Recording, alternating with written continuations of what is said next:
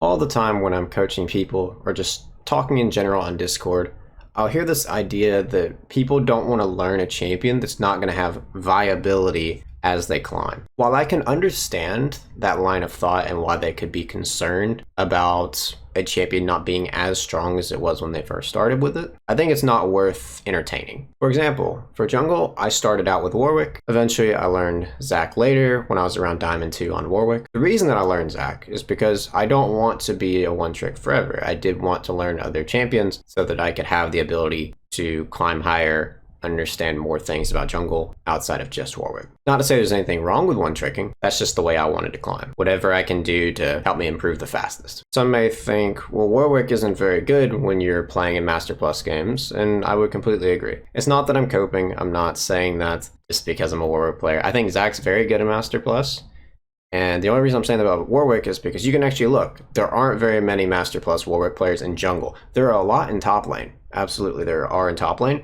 But in jungle, he's not very good right now. However, he did get a buff in the recent 13.24b patch, which I really appreciate and definitely helps him out. But still, he's certainly on the weaker side relative to other junglers currently in the meta. But does that mean that I'm losing games primarily because I'm picking Warwick? No, it doesn't.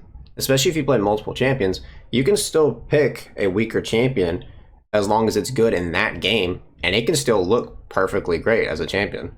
So the only time it's going to feel really bad is if you're a one-trick and you're going into really, really high MMR, trying to play like GM Challenger games, then yeah, it's going to feel really bad. But for the large majority of the player base, they're never going to reach that point.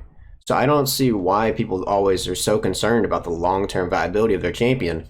Any champion's perfectly fine all the way up into Diamond, and even playing through Diamond. So don't worry about that when you're deciding what champion you want to play. Just find whatever's fun and stick to that. If you know you can stick to the champion because you find it really fun, that's great. And if you want to pick up a second champion around Emerald, Diamond, whatever criteria you have, then that works too. And you don't even have to worry about that whole issue. Don't overthink it.